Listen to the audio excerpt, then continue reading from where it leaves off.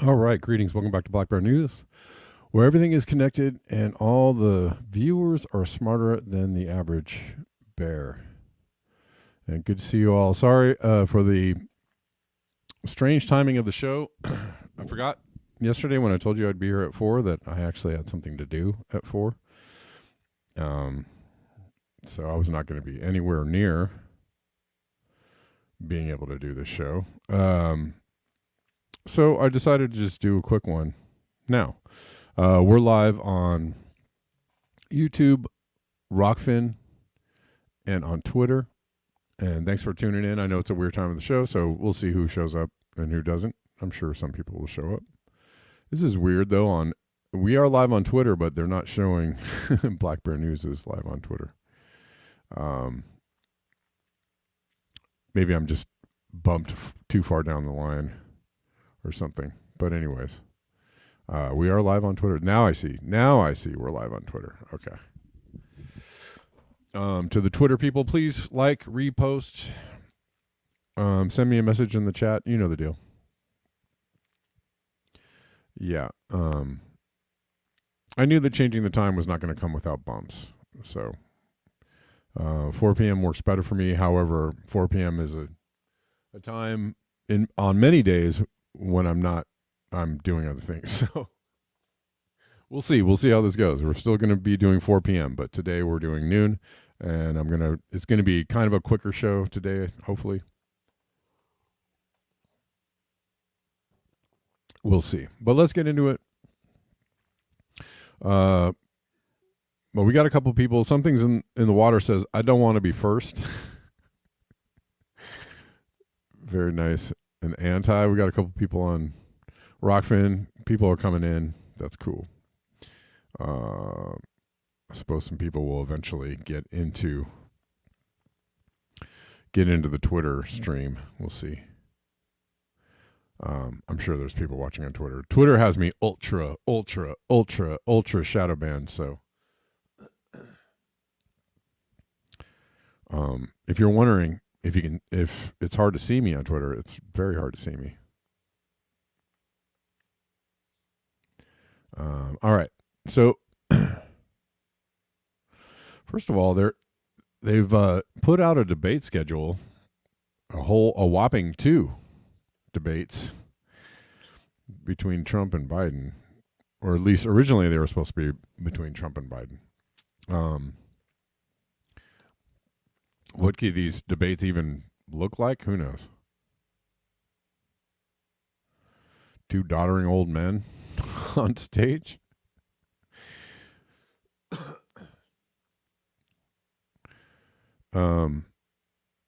Both, angry because of, various medications they might be on. I don't know.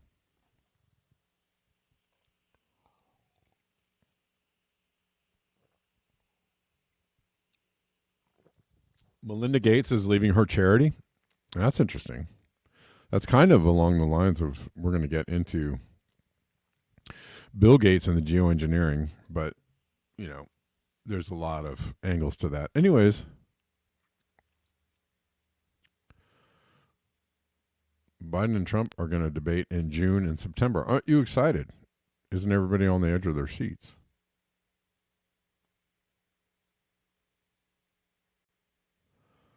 This is riveting stuff, don't you know?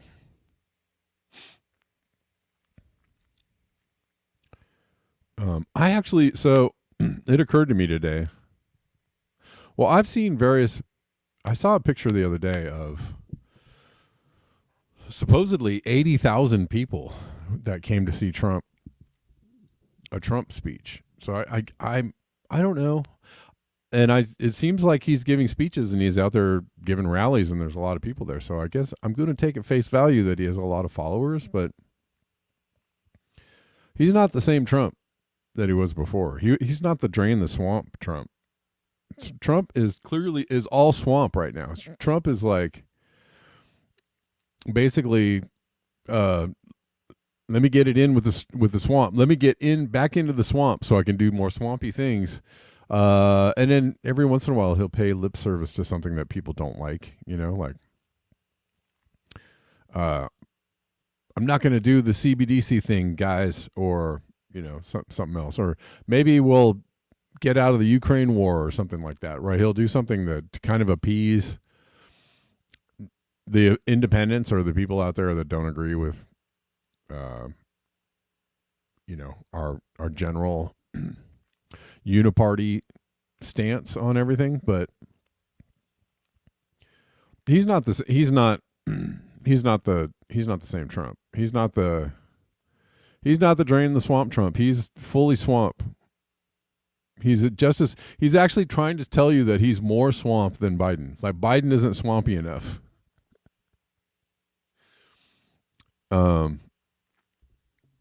Right? He's not neoconservative enough. He's not neocon enough. So Trump's going to get in and go ultra neocon, and apparently that's attractive to people, I guess. But what all of this is to say, in a very long-winded way, that I don't think Trump has the support that they say Trump does. Right? When when they do the whole like, oh, we're looking at the polls and it's a dead heat, right? And they do that now that seems to be the case every election cycle. They're in a dead heat. Somebody's ahead by 2 points or 4 points, but margin of error gives somebody, plus or minus 4. So it's a dead heat. And so, yeah, when they talk about they're in a dead heat, I mean, for one, that's laughable. I don't think they're in a dead heat, but I don't think that Trump has the support that even they say they do, that he does. Anyways. Especially since the largest voting bloc is independents, right? So if Trump has half of the people that are actually voting, he's got half of a minority. So that's not saying much.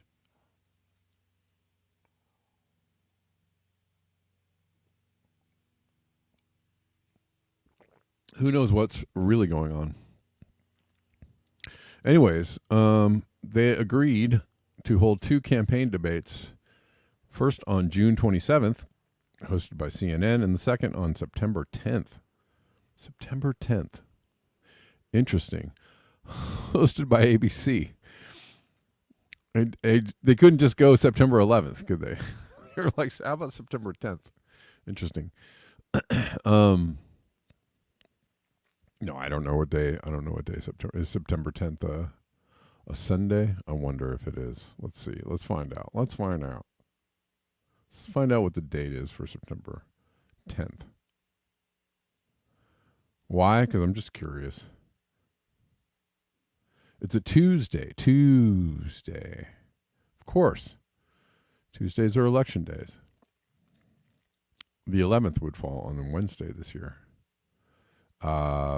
When is June 27th? Let's find out. June 27th is a Thursday. All right. Anyways, quick agreement on the timetable followed by the Democrats' announcement that he would not participate in fall presidential debates. Say what? Sponsored by a nonpartisan commission that has organized them for more than 3 decades. So okay.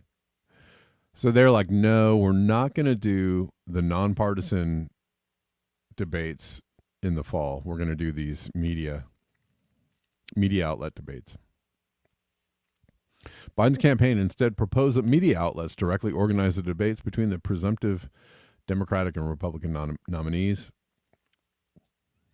The debate is so unusually early on the political calendar that neither Biden nor Trump will have formally accepted his party's nomination. What happened to the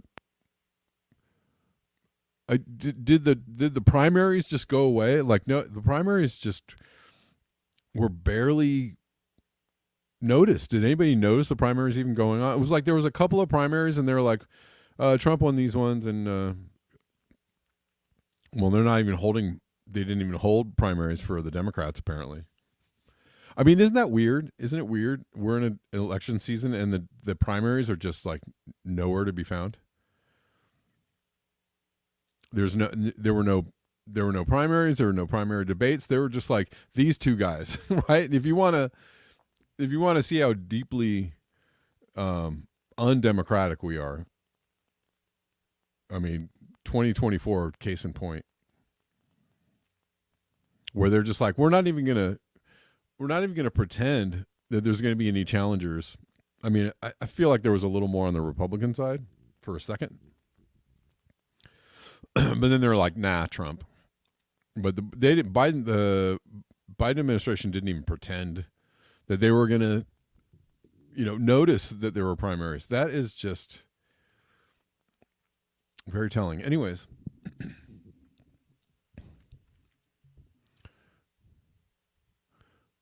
So that's what's happening. I know. You guys care? Well, this is interesting, though.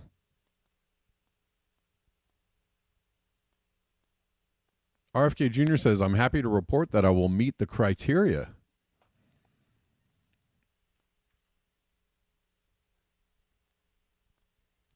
To join in the debates, but is he going to be in the debates? That's are they going to let him on the stage? I wonder.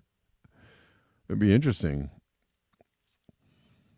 I mean, I think that all the contenders, I think Cornel West, I think Jill Stein, I think all the contenders for president should be on the stage. Like, it's wild to me that they've just presumed it's just going to be Trump and Biden too, right?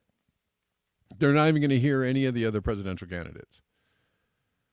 They're not even going to honor the green, recognize, notice. I mean, of course they're not going to. It's the uniparty now and forever, right? And that was enshrined even more so in, is it the Inflation Reduction? No, what was the act that the Democrats passed in their first year? Something about the Voter Freedom Act or something stupid like that. Oh, hold on, guys. I apologize. I'm going to take a break here, and I'm going to take a break for just a second because I have to get some bread out of the oven. And man, if anybody wants to throw a donation my way, now would be a really great time. I'll be right back.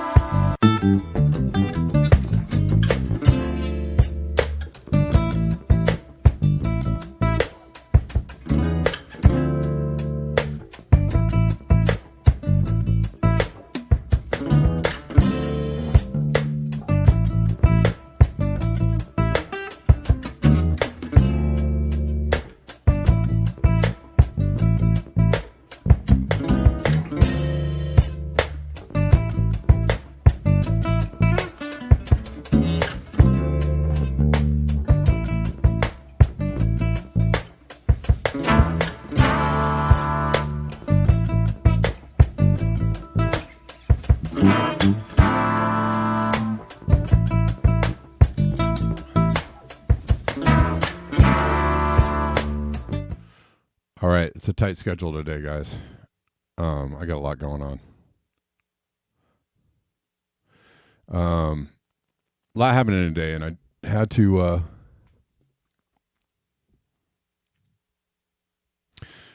get some bread made today. So there you go. All right,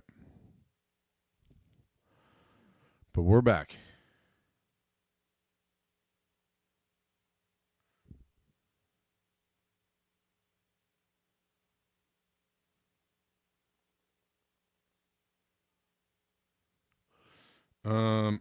Okay.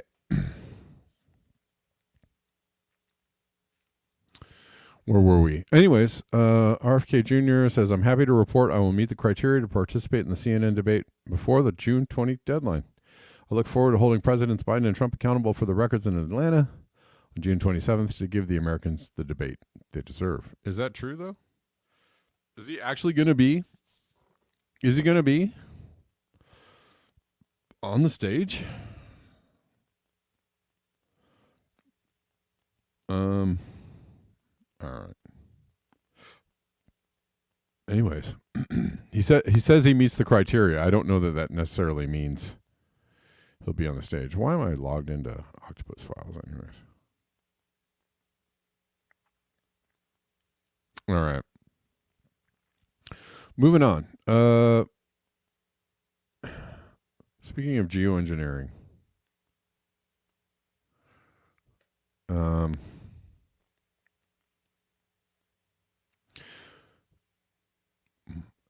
more evidence of the massive warming impact of reducing atmospheric aerosols, as ignored by the IPCC and as consistently minimized by the likes of Michael Mann. Hence, our useless net zero plans also continue to pretend this problem doesn't exist. Okay, let's look at this about the giant blobs in the Pacific Ocean finally have their origins revealed.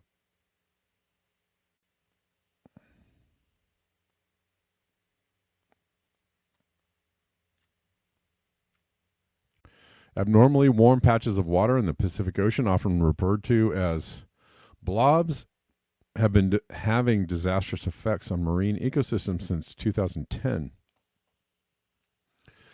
Now we may know what's causing them to keep appearing. A new study from an international team of researchers and involving some detailed computer simulations has linked the blobs to a reduction in aerosol emissions in China. What? So a policy designed to improve environmental conditions may have also come with negative consequences attached. Wow. The reason is that these tiny airborne particles released by factories and power plants do a very good job at reflecting sunlight back into space and keeping our atmosphere cooler. We're cooling while we're heating. We're heating while we're cooling. The reason that these tiny airborne particles released by factories and power plants do a very good job. Oh, hold on. Without that cover, the Pacific is more exposed to heat from the sun, which combines with increasing heat from human-made global warming. Interesting. We find that rapid aerosol abatement in China triggers atmospheric circulation anomalies beyond its source region. I say, what? Driving substantial mean surface warming in the Northeast Pacific, which provides a favorable condition for extreme ocean warming events. We know that different pieces of clean air legislation introduced in China in the 2010s have worked very well in terms of reducing the level of pollutants being sent into the air and improving air quality as a result. Between 2006 and 2017, for example, sulfur dioxide emissions were cut by around 70%. That's a lot. Here, the researchers used existing climate models to predict heat in the Pacific Ocean, using different values for China emissions to compare the consequences. The models that matched the real-world emission reductions showed hotspots in the northeastern Pacific where the blobs have been concentrated. Wowzers. It's not just the direct radiative effects of the aerosols that are at play, though. The team suggests it's likely that a chain reaction of warming due to the aerosol's absence helped to shift weather systems, reducing the speed of winds over particular regions in the Pacific and making patches of ocean overheat to an even greater degree. As ever with these complex meteorological systems, there are multiple factors at play besides natural variation. While it's not just emissions reductions in China that's causing this, they do seem to be making these incidents more likely and contributing to the warming trend. These blobs have led to deaths of fish, seabirds, and other marine life on a massive scale, as well as toxic algae blooms can further damage ecosystems as they block sunlight and consume oxygen. It's another example of an incredibly delicate balance in the vast number of influencing factors being worked out across our warming planet, and we need all this information to understand what's going to happen next. Yikes. And they're blaming the current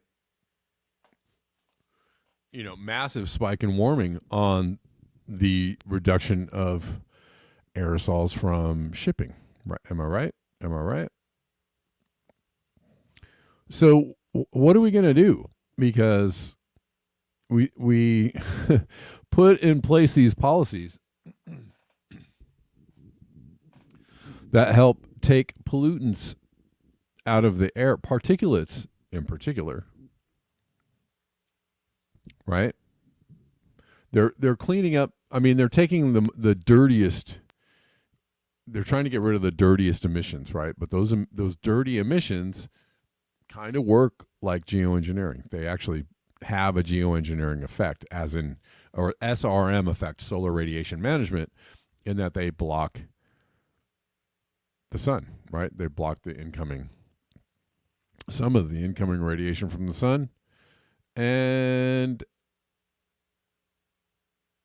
Gigabane says clean fuel for cruise ships.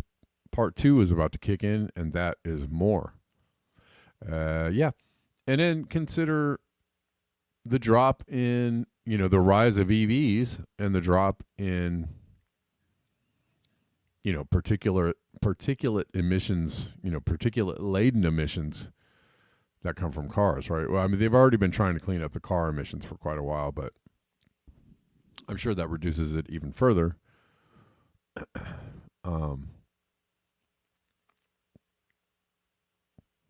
Anyways,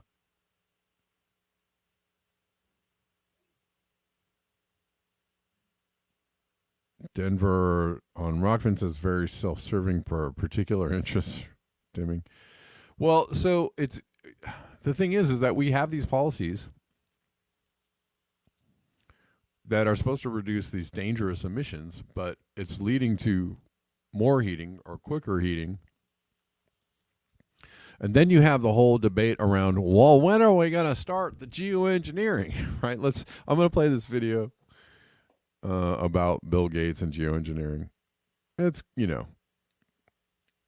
he's in there. He's definitely in there, in the mix. In the discussion about geoengineering, this is not it's not some weird conspiracy theory thing. He actually has called for this several times. He's a person who's like a leading voice for this kind of stuff. So, and that is true. Although I have, great skepticism around the discussion on geoengineering. All right.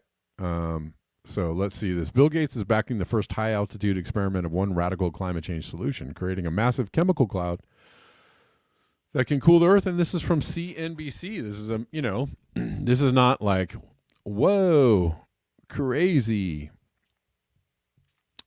This is not, right? This is something they're talking about on CNBC. So they're public. This is public information. Creating a massive chemical cloud that can cool the Earth. It's called solar geoengineering. It's highly controversial. All right, let's watch this. Volcanic eruption, which we know cools the Earth. Bill Gates is backing the first high-altitude experiment of one radical climate change solution, creating a massive chemical cloud that could cool the Earth. It's called solar geoengineering, and it's highly controversial. How long will it be that countries keep experiencing these climate impacts before someone gets desperate and says, hey, we need to cool the planet with solar geoengineering? It would look something like this. Thousands of planes would fly very high and use nozzles to inject millions of tons of light-reflecting particles into the stratosphere. It would create a thin chemical cloud of those particles around the whole planet, blocking some sunlight from reaching the surface. It would mimic a giant volcanic eruption, which we know cools the Earth. Bill Gates is backing the first high-altitude experiment of one radical climate change solution, creating a massive chemical cloud that could cool the Earth. It's called solar geoengineering. We already watched this. Anyways, that's how it works.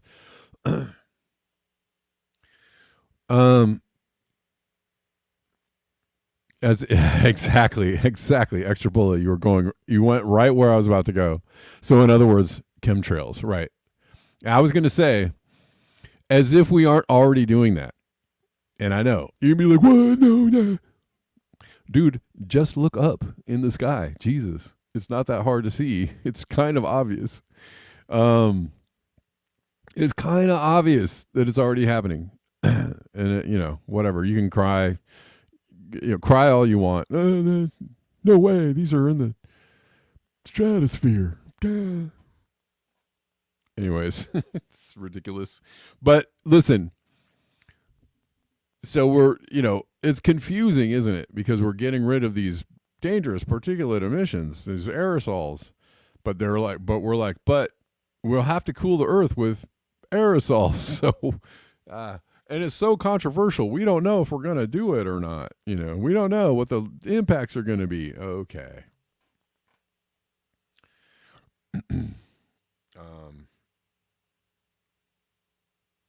Yeah, it's rather ridiculous for the people that are like, it's ice crystals and they happen way up in the stratosphere.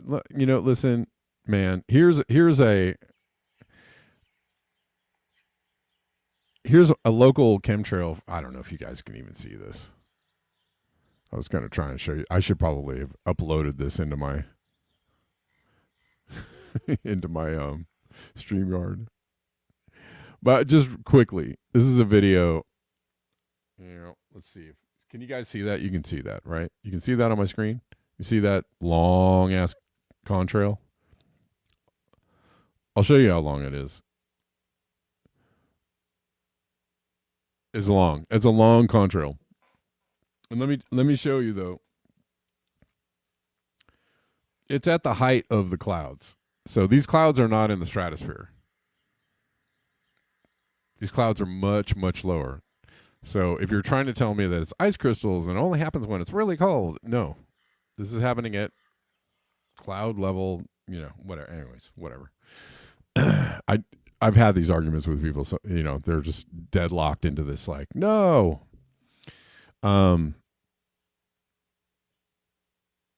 Anyways, in my mind, it's already going. They've been doing this for a really long time. And would lead. So we've been geoengineering with aerosol emissions, right? Coal emissions and the most dirty bunker fuel emissions. We've already been geoengineering with that stuff for a long time. And we know that it's bad. It's bad for people's health. It's bad for the planet. So we're going to stop those. We're going to cut those out. We got to cut those out. In my mind, like, if they're, for the geoengineering crowd, if they're geoengineering, why are they doing it? They wouldn't be doing it. Like, I think they're already geoengineering in the face of a rising temperature of the planet, right? So, the truth, chemtrails all the time in Florida. Yeah, all the time here. The other day, I walked outside and the whole sky was just covered, and I was like, oh, there they are. I think they're already doing it in the face of global warming. And they're not going to tell us until it's really, really late in the game. Like, oh yeah, we've been doing that, and everybody's going to go like, oh my god, whoa, right? Everybody's going to be like, yeah.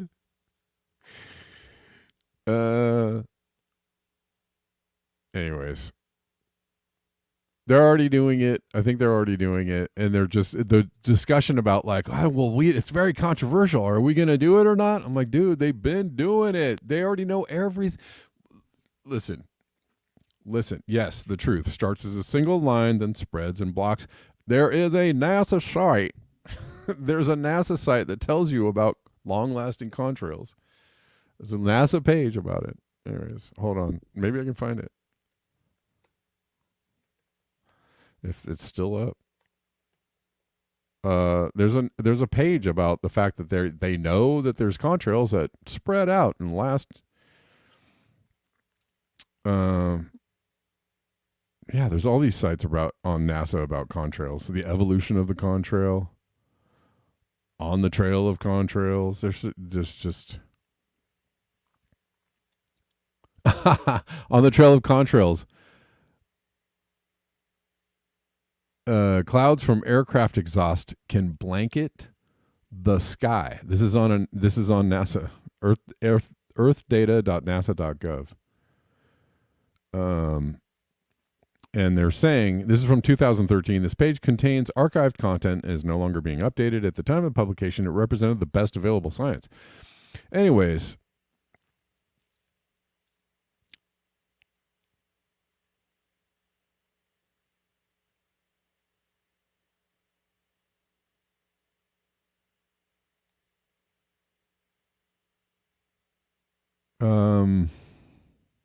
this whole site talks about long-lasting contrails. Whether natural or man-made, clouds can help warm or cool the earth. What they're talking about is contrails that basically turn into clouds, a trail of cloud. Contrails likely have a small effect now, but increasing air traffic may change that. Okay.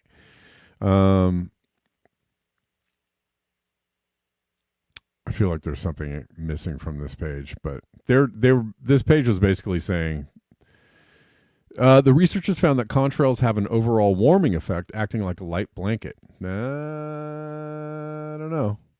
Contrails are trapping more heat in the atmosphere compared to cooling from reflected sunlight. However, anyways.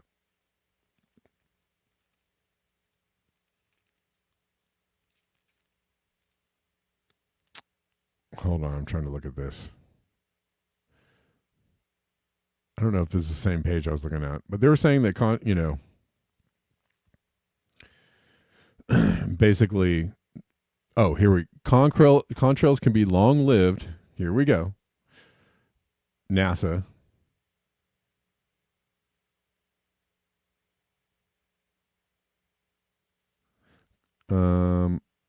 While naturally high levels of humidity cause the clouds, contrails form when airplanes inject extra water vapor into the atmosphere, blah, blah, blah. Okay.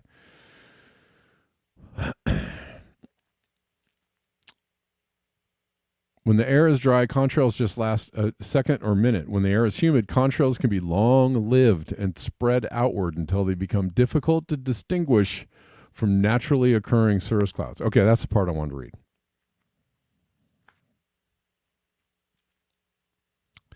Oops. Hold on. Let's see if we can get back there. Just quickly, I want to show you this is on a NASA website. That they know about this, that talk about this.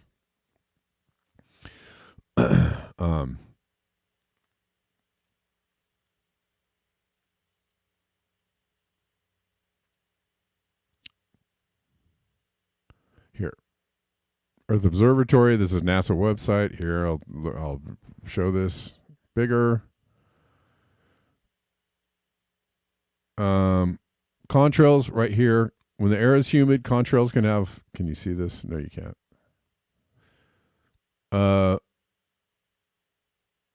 Air is humid. Contrails can be long-lived and spread outward until they become difficult to distinguish from naturally occurring cirrus clouds. Okay.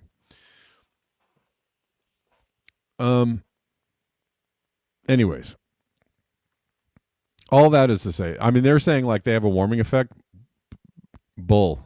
They have a cooling effect when I walk outside and the sky is filled with contrails and they're all spreading out, it's definitely cooler. It's definitely like shade, right? It's like a big umbrella shade. And it's definitely cooler than it would be unless you were getting direct, than it would be if you were getting direct sunlight. All of this is to say, I didn't want to go down this too long, but it's a little bit weird that we're taking particulates out of the air and then we're talking about putting them back in. We're in a double bind. Basically, we're in a double bind. Because if you stop the emissions, I mean, if we had a global economic collapse today, it would be bad news. Right? Really bad news.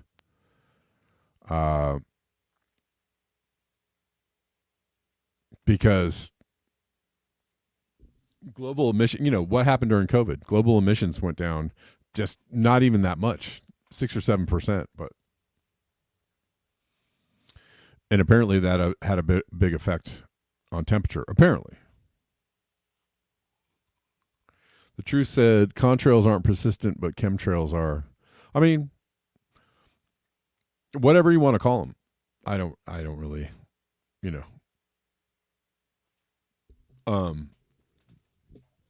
Whatever they are, they're lasting a long time. So, and if you were, let me put it another way. Well, let me put it this way. If you think that they don't know everything about injecting stuff into the atmosphere, you're a fool. You're an absolute just not you're not you're not together in the brains, because they already know. They've already studied it. It's already, if you think they overlooked it, or they just didn't study it because it was too, controversial or whatever, like, that is just absolute lunacy. Get it together is what I have to tell you. But so they already know everything all about it, and I'm sure they're already doing it. And so how do you, it's kind of a strange thing. Maybe the powers that be understand we're in a double bind, right? You can't really you can't stop the aerosols. You can't take them all out of the planet without realizing, right, the realized cost of all those emissions, right? That's another form of externalization, right? We've pumped all these emissions into the atmosphere. They've done, countless damage, and they've also, guaranteed a certain level of warming, right? All of these emissions have guaranteed a certain level of warming. And the only thing that is not, that has led us off of realizing all of that potential warming is the aerosols, that we pump out in the air still, or maybe the aerosols that are being done in the, all the secret solar radiation management programs, right? They've been trying to keep it under control as best they can, right? And now is a time of reckoning, because we're damned if we do and we're damned if we don't. Creative Experiment says they just dust off a 1950s research paper and claim it's new. Basically, yeah, I mean, they already, there's a famous, claim by the military in the 40s or 50s that we're going to control the weather. We're going to control, everything. So, the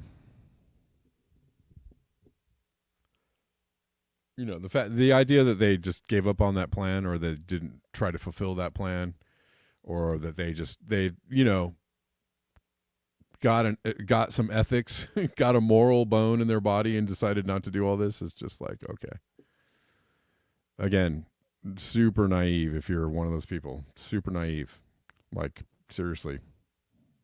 Gonna need you to catch up.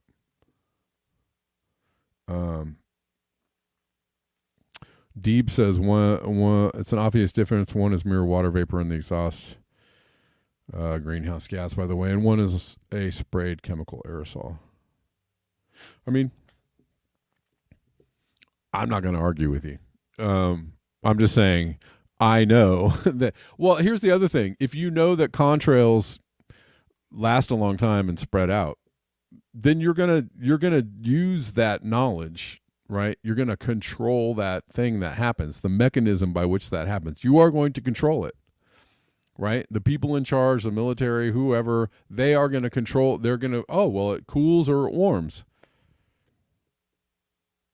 But you think that they let, aircraft just go fly every day and every night, 24 hours a day for decades on decades, and never thought to,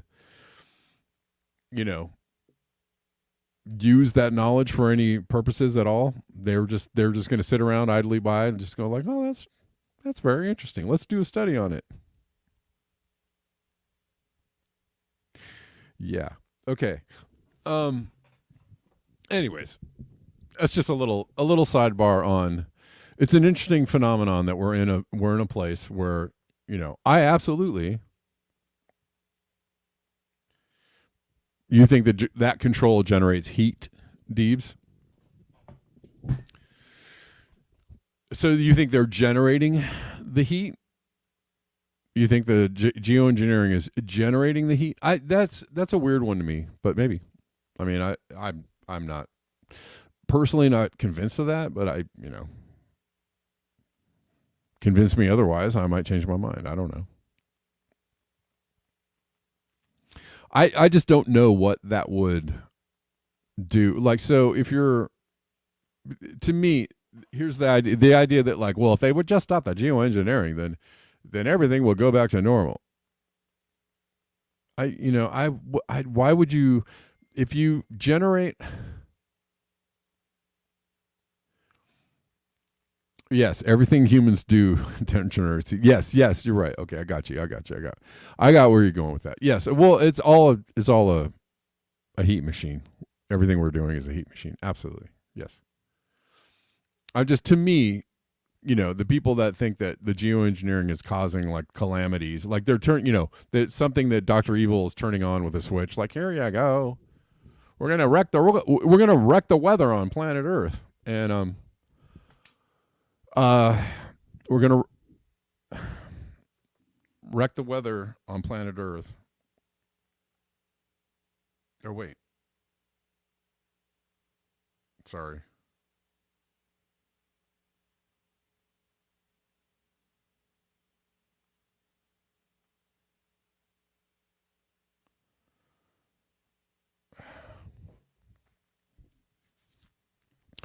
We're gonna wreck the weather on planet Earth in order to do. If you wreck the weather on planet Earth, you kind of wrecking things for yourself. So it doesn't make a lot of sense. So that one doesn't. But you never.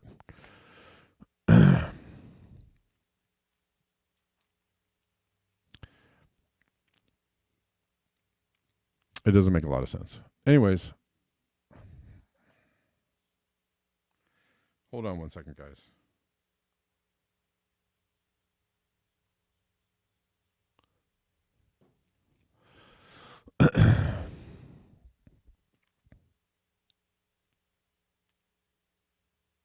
All right, let's cover a couple more things before we get out of here. But before we do, what's up, Rockfin people?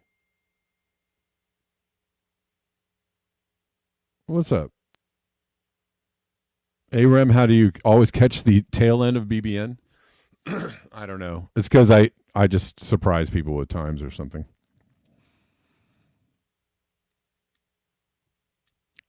Denver says chemtrails both cool short term and warm long term. Yes, correct.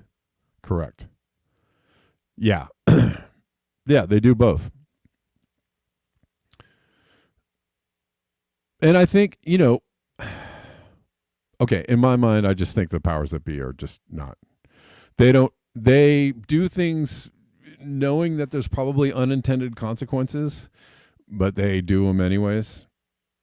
And so Creative Experiment says Bill Gates traveling to Epstein's Island generates a lot of heat. Yeah. They do things, there's always what's called blowback. What's known as blowback. Unintended consequences. So, yes, correct. George Robson, everything animals do adds heat. But we are the animal that are doing a lot. We're doing a lot. We are doing a lot. Anyways, I don't know what, I always find it an interesting discussion. I'm not really trying to be super, super mean to the people that want to argue about whether, chemtrails are happening or not, or contrails are happening or not, whatever you want to call it. Whether they're maximizing the effect of contrails. It's fine. If you don't want to believe it, that's fine. Just avert your eyes when they're in the skies. Just look away. Just look away. Anyways. Bunch of flooding going on. My God. Every single day. Every single day. I mean, I'm flabbergasted, awestruck. Oh, I want to say, okay, this is the time. I'm gonna have to end the show soon, but listen, guys. If you enjoy this content, if you enjoy this show, this channel, if you enjoy this coming to you every day for free, Monday through Friday, and you want to support financially, I would totally appreciate your support. And they don't on commercial, Gene. It's not commercial flights. Sorry, it's like military flights. There's tons of planes that do it. It's not. They don't do that on commercial flights. They have other planes that are doing it. It doesn't take much. What was I saying? Oh yeah, if you want to contribute to the show, I really would appreciate your contribution. All the support is all very helpful. There are lots of ways to do it. There's the PayPal, the Venmos, the Cash Apps, the coffees, stuff like that. Yes, aviation tankers, Deebs. Yeah, so you guys know where those all are at in the description box, and many of you already support the channel, and I do appreciate all the support that all y'all give me on the daily. Cool. And what I really appreciate is that y'all show up here and hang out with me every day.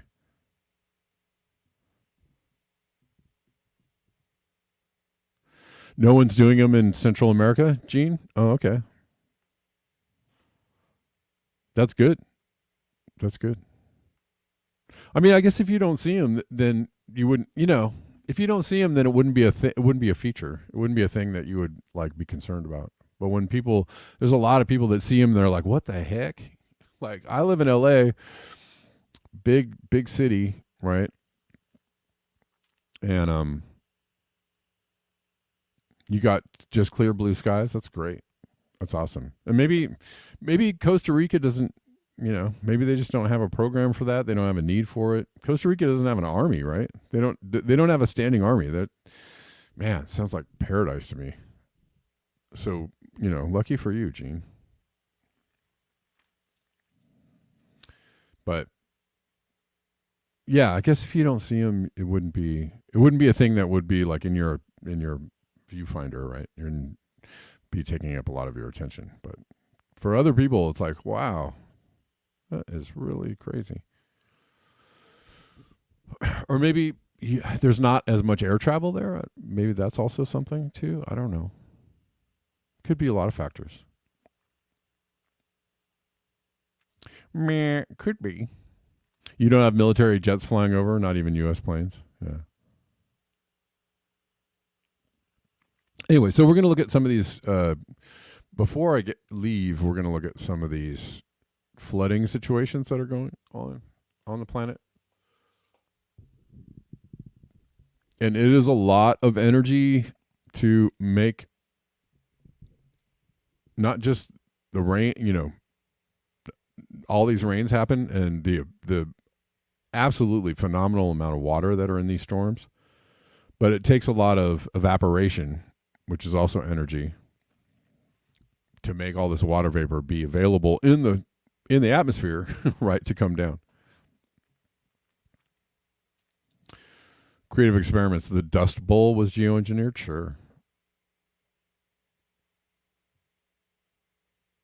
Terrible flood due to the Mahakam River. Water overflowed in Mahakam Ulu in the province of East Kalimantan, Indonesia. Dang. Up to the rooftops.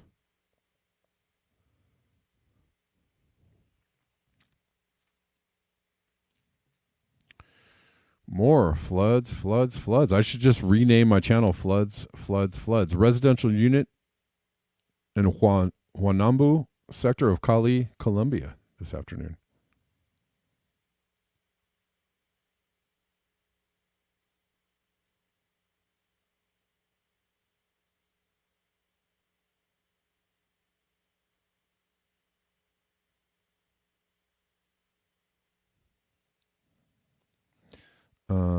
This is in Italy. Some footage from today.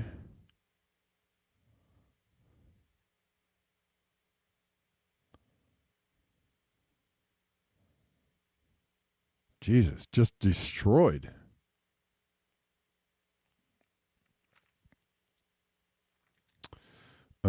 See ya. And this is from Iran.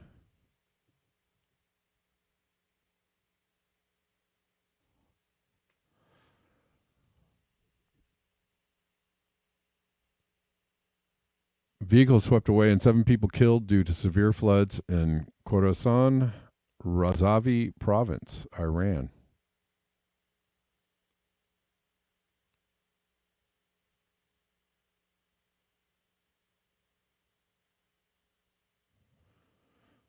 Just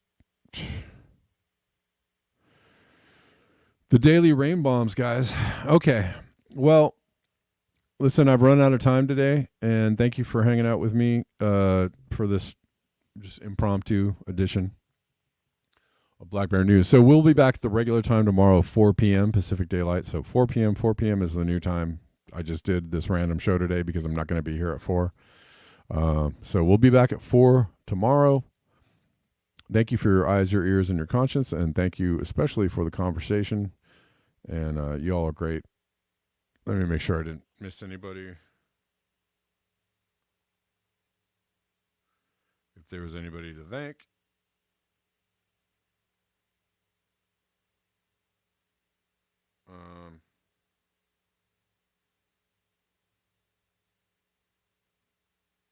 Everything's so slow.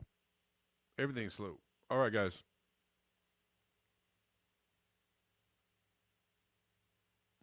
Appreciate you. I will see you tomorrow. Until next time, peace.